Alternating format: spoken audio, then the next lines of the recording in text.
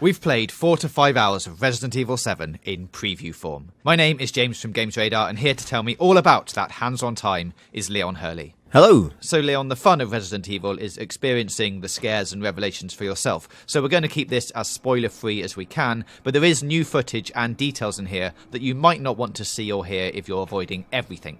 Having said that though, what are your first impressions? It's really good. Like, I played about 4 or 5 hours.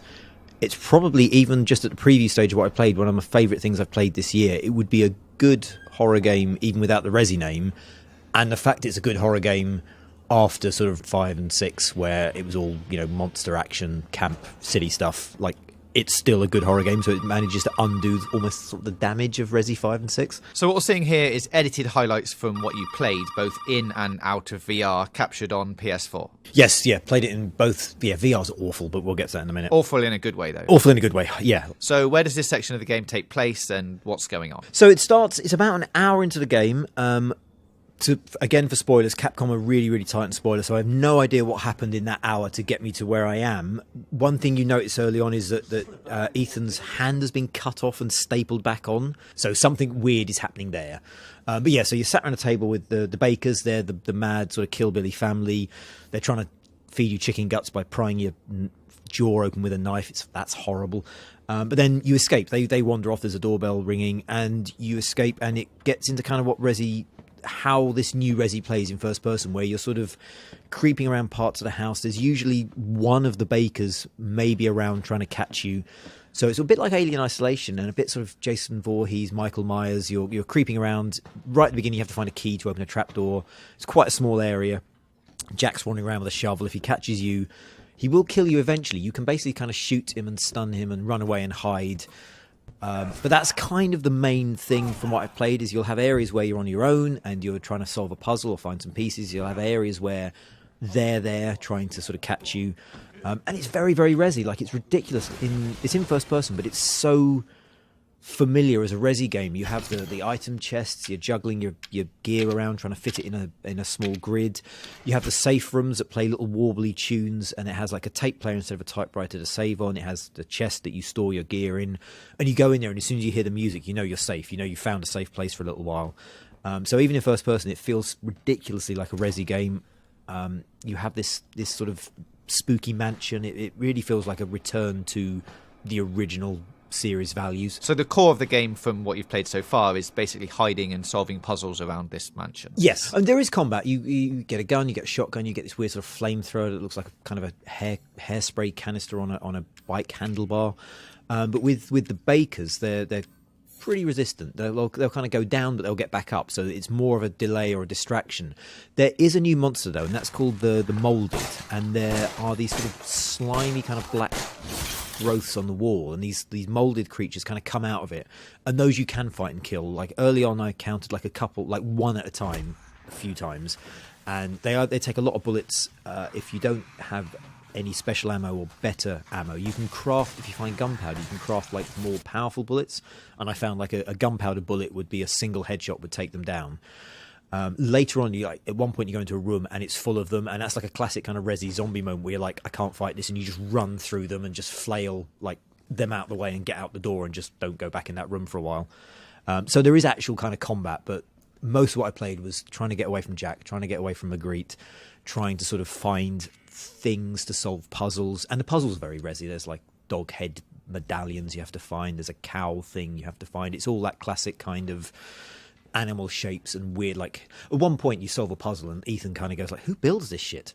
Because it really plays up to the sort of the silly old Resi kind of puzzles, but knowingly so. Okay, so going back to VR for a moment, how does that compare to playing it on a TV? Is there any visual difference at all? It pulls in the darkness a little bit more, so things fall into shadow a little bit closer, which just makes it, I think, more claustrophobic and makes it more oppressive. And I played a section that I'd already played before, which I was quite glad about, because I didn't want to I thought if I play a section I hadn't played before, it's going to be really bad. But even knowing what was coming, it was still really scary. So yeah, pulls in the shadows. You look to aim now, so wherever you're looking is a white dot, and that's where your gun goes, which you'd think would sort of make combat a little more unbalanced, because you just look at something's head and pull a trigger, but it actually kind of, you end up sort of flailing a bit and flapping, and you get sort of panicky, and it still is, combat is still fraught and desperate. But the bit I played was let's say a monster sort of regenerating, doing horrible things, bursts through a door, grabs you by the throat and lifts you up so you can see parts of them growing back. And it's horrible. Like, as soon as his hand goes for your throat and lifts you up, I was sort of trying to bat the hand away. Like, it felt like it was on my throat. So it's really unpleasant, really nasty. I dread to think what playing some of it without knowing what's coming would feel like. And there's some bits I played on the TV where I screamed and flinched that in VR, I'd have, God knows what would have happened. Let's talk locations for a bit, because it's not all set in one house, right? It's more of an estate. Yeah, the way the environment works is really interesting. So you start off in this really small little area. It's literally a corridor and 2 rooms, and that's when you first have to sort of escape Jack. And I say this is an hour in, so I don't know whether I've just arrived in the house or what.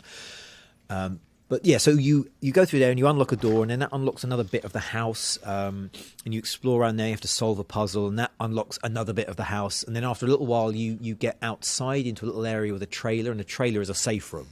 And this almost kind of becomes a hub. So as you explore, you're unlocking new areas, but they all link back on each other, so you're sort of expanding and growing the playable space. It's not like you play a level, you move on, you play another level, you move on. You keep kind of going back. Like, at one point I'd gone into another building on the grounds. It was another house on the grounds, and I needed more ammo, I needed more gear, and I'd found some extra keys, so I went back and sort of retraced my steps and re-explored some areas and got some more stuff that I hadn't been able to reach previously. And it works really well with the horror stuff, because it doesn't feel like you're backtracking. It feels like you're kind of reusing the space, and it does some clever things as well, where, you know, you've been walking down a corridor several times, so obviously it's safe. So far, they are all joined up. Like, in a way, you can go from one bit to the next, right? Yes, yeah. You don't. It doesn't like have a loading screen and you just appear somewhere. You unlock a new area, you move on to a new space, and you can see, like in some places, you can see that, well, there's clearly a door here that is important that I can't do anything with. There's one that has like some switches, and it obviously looks like there's a couple of like key cards or something, but you know that that's not available yet. But at some point, you'll open up a new wing of the mansion, and it'll become a new part of the playable space you're in. Classic Resi, really. Yeah. Okay, so far so good then.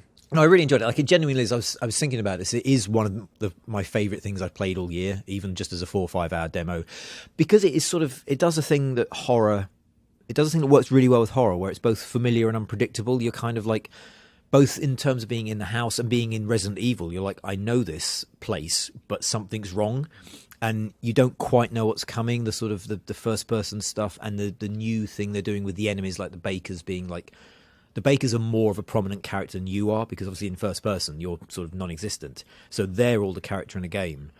So it makes it unpredictable and sort of uncertain, which it needs. You know, you don't have that kind of like, I know how this game works, I know how the scares work, because you don't quite know what it's going to do next. Great. Thanks, Leon. Resident Evil is out January 24th, but keep your eye on the channel, because we might have some more news coming your way very soon. After all, we have been promised a 3rd tape in early December. So don't forget to subscribe for more gaming news, reviews, previews and features right here on Games Radar Plus. You ain't getting away!